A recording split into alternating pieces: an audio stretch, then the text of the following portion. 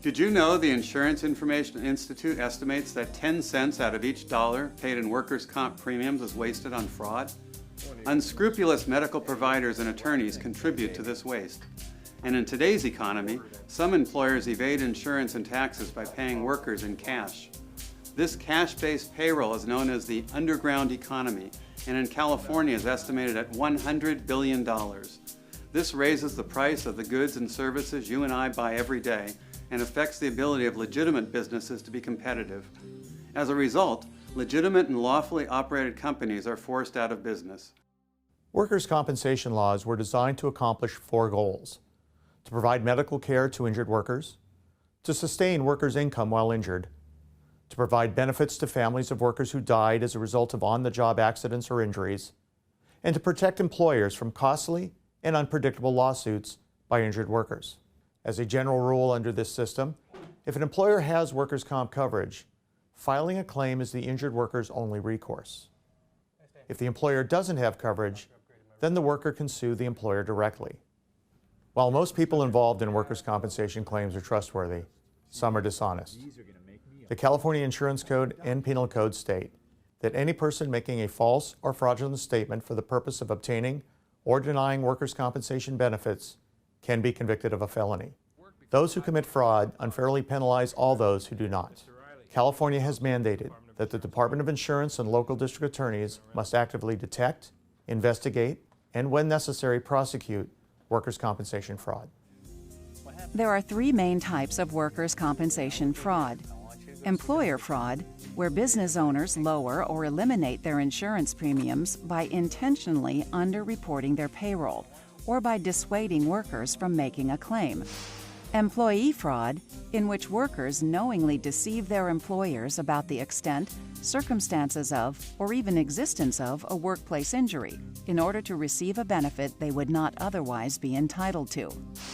And provider fraud, in which professionals such as medical providers, attorneys, and others either knowingly provide unnecessary treatments, knowingly bill for services they did not provide, or conspire with employers to not report injuries. All types of fraud entail considerable risks and often very undesirable consequences. Those who commit workers' compensation fraud make it difficult for those who truly have injuries to obtain benefits and receive fair treatment in the workers' compensation system. If you're thinking about committing workers' compensation fraud, just remember, the person next to you may be the one who turns you in. As your district attorney, I've made a point of working with the California Department of Insurance to take an active role in investigating and prosecuting workers' comp fraud. Please watch the information presented here for important tips about provider, applicant, and employer fraud, as well as what you can do if you suspect fraud.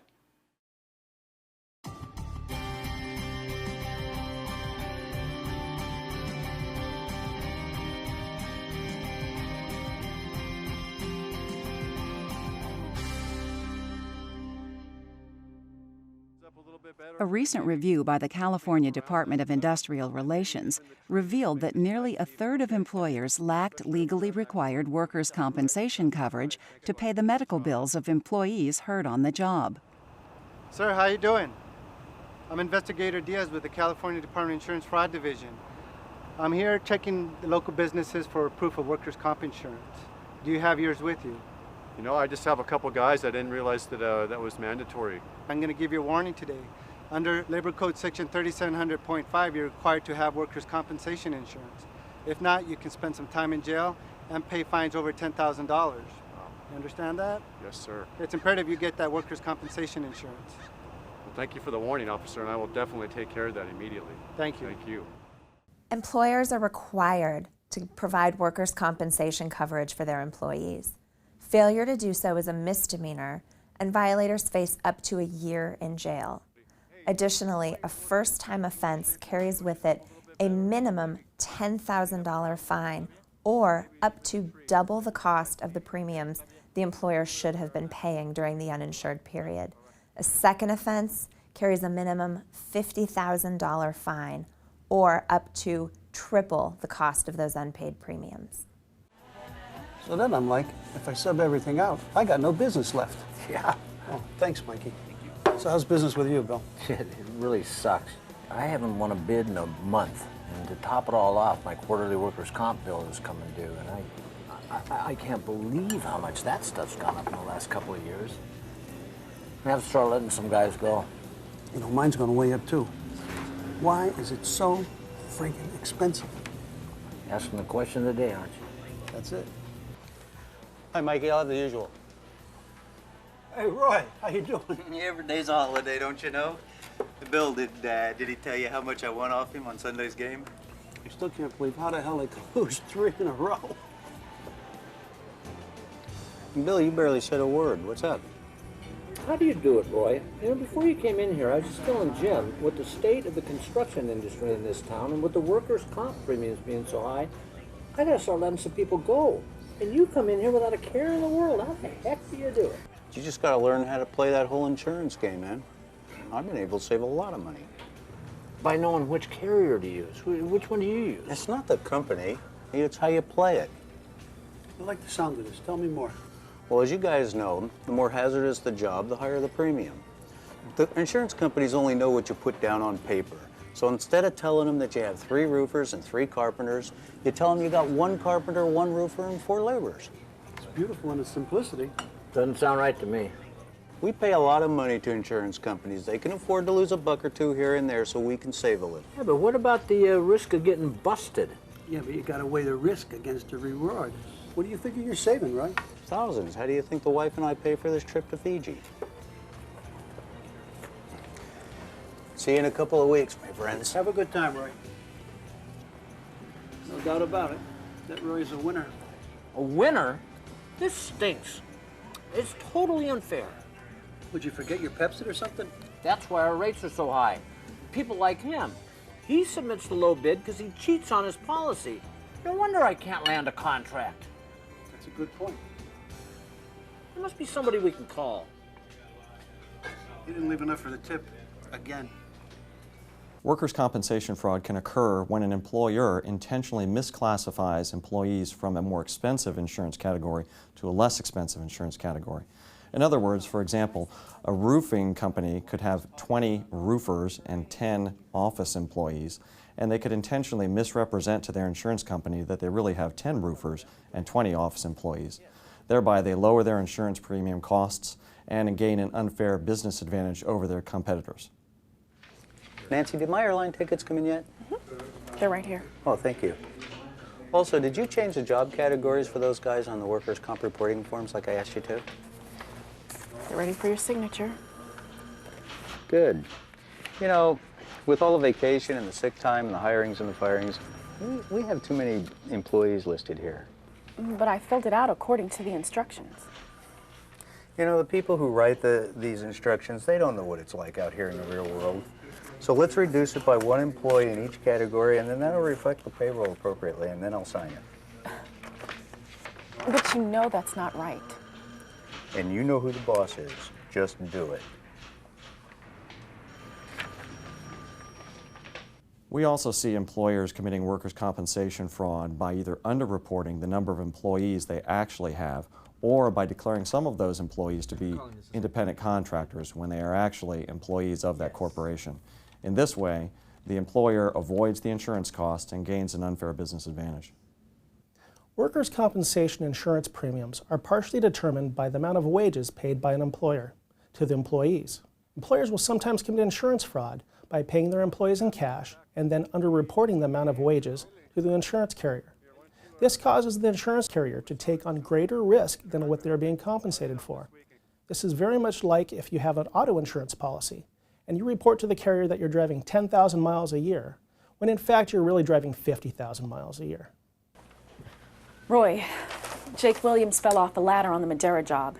He's on the phone. Should I send him to the med clinic? No, I'll talk to him. Jake, you okay? What happened? Now, looky here. I want you to go see Dr. Bentley. Yeah, he's a buddy of mine. Don't worry, I'll take care of all your medical bills. If you need any meds or whatever while I'm on vacation, you just bring in your receipts. Nancy will pay you back right away out of petty cash. I know, Jake. The main thing is that you're taken care of. Besides, I can write most of this stuff off as a business expense. Okay, take care, and I'll see you when I get back. Oh, if you need any time off, we'll work it out. Hang on, Jake. Nancy? I want you to give Jake the Cairo's address and phone number. Tell him to go out there right away. Oh, and if he brings you any receipts in while I'm gone, make sure you pay him out of petty cash. So we're not going to send the workers' comp report on this one either? No, don't worry about it. But you know you're supposed to report it. Nancy, we have been doing it this way for years. Don't start flipping out on me now. But No buts about it. I'm not going to allow my rates to go up. The wife is talking about going to the Mediterranean next year.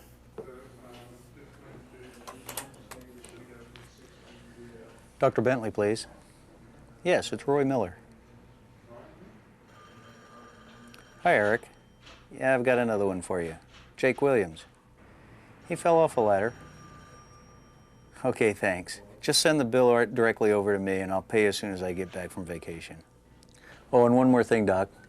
He's one of my best workers. I need him back as soon as I can, okay? Okay, and I'll pick up the green fees next time we play. Thanks.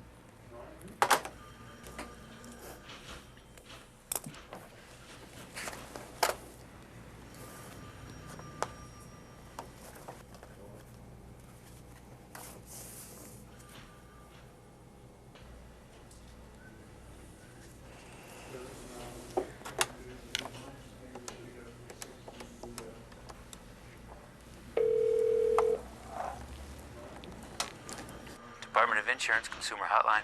Yes. Is this the number to call report someone cheating on their workers' comp insurance? Yes, it is.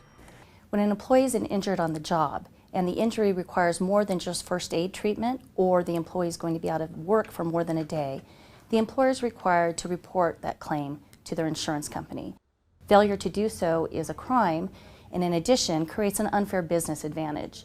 An employer's insurance premiums are based in part on the number of claims that are made. Similar to in auto insurance, your auto insurance premiums are based on your driving record. Roy Miller?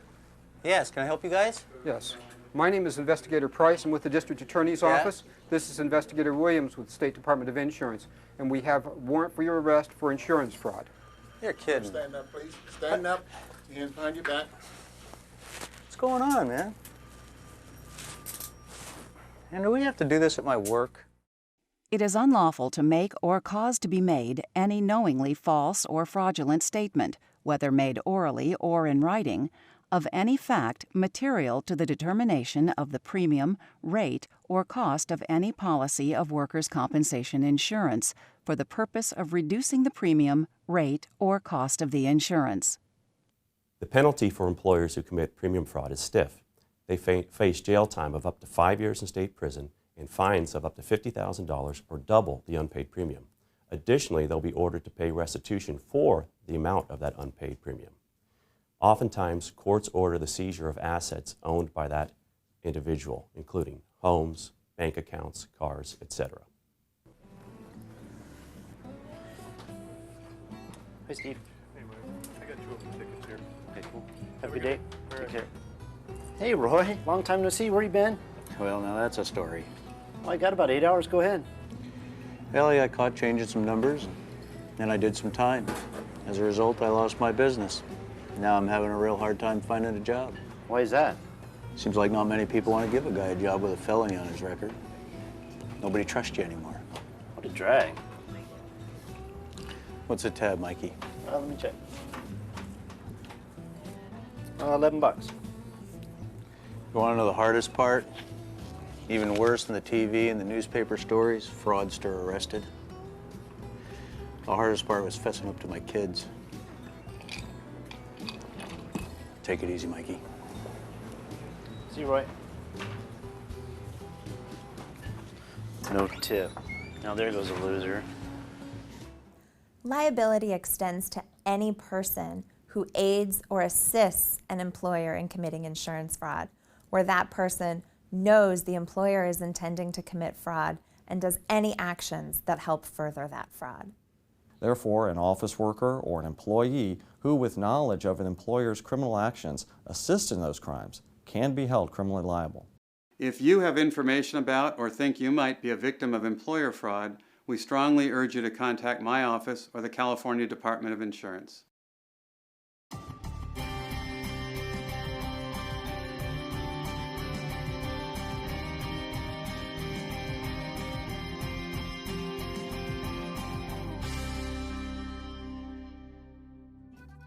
This truck driver used crutches at his hearing and deposition, saying his knee was injured so badly he generally used the crutches all the time. But when arriving at the airport to fly to the hearing, the crutches seemed more like luggage that needed carrying. He also said he was never able to play sports with his kids. In addition, he was observed many times walking, riding a motorcycle, and going on several errands, never once using his crutches.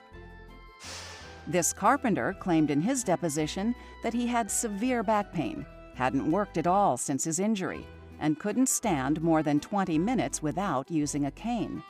But just 3 days prior to his deposition, here he was, working on this roof for over an hour, somehow managing without his cane. After an alleged lower back injury that put him on total temporary disability, this security guard arrived for his deposition moving gingerly and using a cane, claiming he was in a lot of pain and had a hard time moving around. Yet in the minutes and hours following his deposition, seemingly had no trouble at all demonstrating a complete range of pain-free motion. This dock worker claimed he was injured at his trucking company job and couldn't work because bending his back caused considerable pain. He said he mainly sat around his house all day. Then a coworker saw him on the news as part of this story on boating safety. The day before, and 5 days after swearing he didn't take part in boating activities, he was videotaped jet skiing. Employee or applicant fraud occurs when an employee knowingly and intentionally lies to obtain a benefit that they would not otherwise be entitled to. Misrepresentations regarding the claim can surround the how, when, where the injury occurred. For example, the employee may have reported to the insurance carrier that the injury happened during their regular course of duties. However, come to find out, the injury actually happened on their day off while at home or engaged in a recreational activity. The employee may also lie in regards to the extent or duration of the injury. Oftentimes this is done to prolong the amount of time they are off work or the disability benefits coming to them. Employees may also lie as to the existence of prior injuries, which may be material in determining future benefits during the course of their claim. Or they may lie in regards to additional income that they are receiving during the time that they are receiving benefits, therefore not allowing the insurance company to make an accurate assessment on benefits owed based on total income received, as well as potential activities that they might be engaged in during other employment. Penalties for applicant fraud can be up to 5 years in state prison and fines of up to $150,000 or double the fraud, whichever is greater. Additionally, the court can order that the individual pay restitution for the amount of the actual fraud for benefits unrightfully obtained, and also investigative costs. The investigative costs oftentimes can be 4 or 5 times the amount of the actual fraud. The consequences for the truck driver who said he used crutches all the time were 6 months in jail, 5 years probation, and paying restitution of $42,000. The carpenter who said he wasn't able to work at all was sentenced to time served in jail, 5 years probation, and over $10,000 in restitution. The security guard who said he needed a cane to walk received a sentence of 5 years probation, 600 hours of community service, and restitution of almost $54,000. The dock worker with the bad back who loved jet skiing was sentenced to 90 days in jail and restitution of almost $23,000. As you can see by these examples, fraudulent employees can come in all shapes and sizes. There are, however, some red flags that can indicate possible applicant fraud. The first category includes circumstances regarding employees. They are disgruntled, soon to retire, or facing imminent firing or layoff. They are involved in seasonal work that is about to end. They are nomadic and have a history of short-term employment. They are new on the job. they have a history of reporting subjective injuries. They protest about returning to work and never seem to improve. The first notification of injury or claim is made after the employee is terminated or laid off. A tip indicates that the totally disabled worker is currently employed elsewhere. Or, after injury, the employee is never home, or the spouse or relative answering the phone states, the employee just stepped out. The second category includes circumstances regarding the accident or the injury. The accident occurs late Friday afternoon or shortly after the employee reports to work on Monday. The accident is not witnessed, or witnesses' versions of the accident conflict with the applicant's version or with one another's. Fellow workers hear rumors circulating that the accident was not legitimate.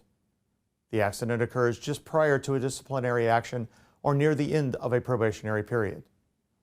Details of the accident are vague or contradictory, have inconsistencies, or are not credible. Or the incident is not promptly reported by the employee to their supervisor. Keep in mind that these are not conclusive indicators of fraudulent behavior. Just some things to keep an eye out for.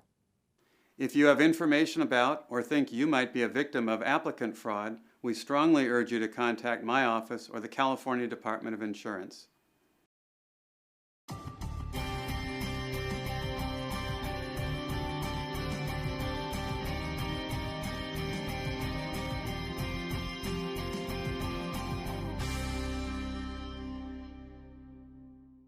Provider fraud is a huge cost driver to the workers' compensation system and costs the industry millions of dollars. Examples of provider fraud include medical providers billing for services that were never rendered, billing for excessive or unnecessary treatments, conspiring with other providers for illegal kickbacks or illegal referral schemes, operating outside the scope of one's license, and conspiring with employers to deny employees benefits that they're entitled to. Dishonest medical providers will sometimes coach workers on how to act and how to answer questions during a medical exam or legal deposition in order to get the largest settlement possible. Then he's going to ask you to rotate this way and rotate this way. Now when you rotate this way to your left, you feel the pain pulling in here. Okay. You feel the pulling. Lay flat on your back. Of course, you're not going to do it that easy. No. Damn, you move like that. I'm just going through the motions on the rest of this exam. Good. Help yourself down. Good. It's going to say, keep your legs together, raise them both up. Okay. And then let it down. You can't do anymore. Why? You feel a pulling. You're uncomfortable in your upper back. Chiropractors like to fool people. Believe me, they like to fool people. They like... It's a game, man. We want to see who's BSing and who's telling the truth. But the thing is, a lot of these guys are so stupid that they don't tell their patients what to do. All right? So I'm trying to tell you the things where I know how they're going to try to trick you up. Okay. He may say to you, okay, Mr. Reeves, turn over. Don't you be bopping over like 1, 2, 3. Right. I love when a person tells me they can't move like this, which means they basically can't do a sit-up. And then I say to them, okay, you're finished, come on up, and you see them get up like this. You'll get the Oscar here, babes, don't worry. In some cases, workers' compensation claims involve individuals who will recruit workers to submit claims. These individuals are called cappers.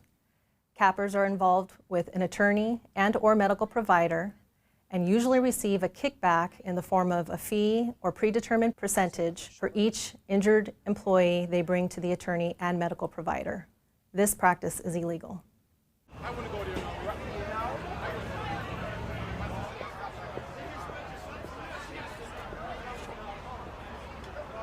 Hi. Hi. You can come over and talk to me if you want. What line of work are you in? Construction. And are you experiencing any pain currently? Sometimes my shoulder hurts a little bit. Okay, have you filed a workers' comp claim for that? No, I don't even know if it's work-related. Well, it really doesn't matter. Actually, if I could just get you to sign these papers right here, I could get you a free attorney, a free doctor, time off from work, and money. Really? Really? Just sign the papers. As simple as that. All right. All right, here you go. Workers' compensation attorneys are paid based on the amount of the settlement of the claim. Dishonest attorneys will sometimes commit fraud by referring their patients to medical providers who will add uninjured body parts to the claim. This results in the attorney being paid more for the settlement. It is illegal for various providers, such as a chiropractor, medical doctor, an attorney, to refer injured workers to each other in exchange for a kickback. It's also illegal for those various providers to share a common fee. Some people may not realize that you can be held equally responsible for provider fraud if you assist in perpetrating the fraud. For instance, the office worker in a medical office who knowingly bills for services that aren't rendered is assisting in the perpetration of the fraud and can be held equally responsible as the provider themselves.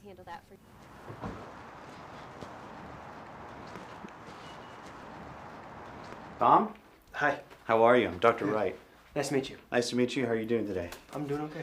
Okay, I see here on the chart that you were referred to by us by Rachel down at the swap meet? Yes. Okay. And do you have a lawyer?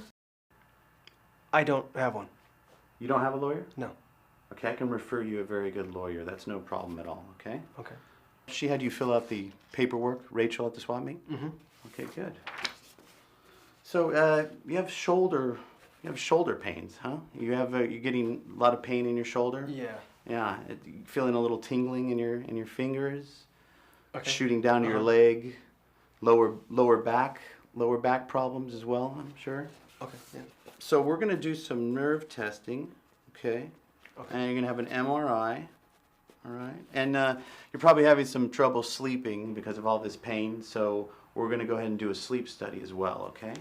Okay. So all of that will be this in there together. Sounds kind of pricey. Don't worry about that. It'll be taken care of. There's no problem with that. Okay. And you'll see a doctor in about a week. Right now I have some medication for you. You rub this on your shoulder, your back, or your leg, wherever it hurts, as much as you need to. Gotcha. Okay. Okay. And don't worry about that. This doesn't cost me Workers' anything? comp. No, workers' comp will take care of all that. Gotcha. So you'll be all right with that. But this way you can get started right away. As with any crime, there are no hard and fast rules about who is perpetrating provider fraud. There are, however, some red flags that can indicate possible provider fraud. In the area of patient recruiting, look for the attorney or representative went to the employee's home and had the employee sign blank claim documents. The same provider and attorney being repeatedly associated with questionable claims. Various reports by a doctor on different patients read either identically or similarly. Or the doctor's report never identifies the patient by gender or gets the gender wrong. The next category of indicators is the injury reported or the treatment provided. The treatment is inconsistent with the diagnosis or with the injuries originally alleged by the patient. The treatment, as reported by the patient, is different from the doctor's statements in the medical report. The worker is directed to a separate treatment facility in which the referring doctor has a financial interest, especially if this is not disclosed in advance. Or diagnostic tests are performed by a vendor not in close proximity to the doctor's office or patient's home. Our last category of indicators is regarding the billing for the treatment. Billings are received for unnecessary or not rendered services. The worker reports seeing a doctor for a very brief period of time. However, reports and billing indicate a lengthy visit. Or the worker's description of treatment indicates non-medical personnel rendering medical treatment. Keep in mind that these are not conclusive indicators of fraudulent behavior, just some things to be on the lookout for. Tom, how are you? Good. How you doing? Good to see you again. You too. Good. Okay, but I see by your chart here that the shockwave therapy was successful. I haven't had time to actually go yet. That's okay. Don't worry about it. We got some more medication here for you. And once you see the doctor, he'll give you a prescription for it, okay? I haven't used up the other medicine that you gave me. Don't worry. Take these anyway. Okay. All right. It's good to see you. You too. Take care of yourself. Thanks. A provider convicted of insurance fraud is convicted of a felony, subject to 5 years in prison, fines of $50,000 or double the amount of the fraud, whichever is greater. Responsibility to pay restitution on all benefits illegally obtained, loss of license, as well as seizure of assets, including bank accounts, residences, and vehicles. That's him.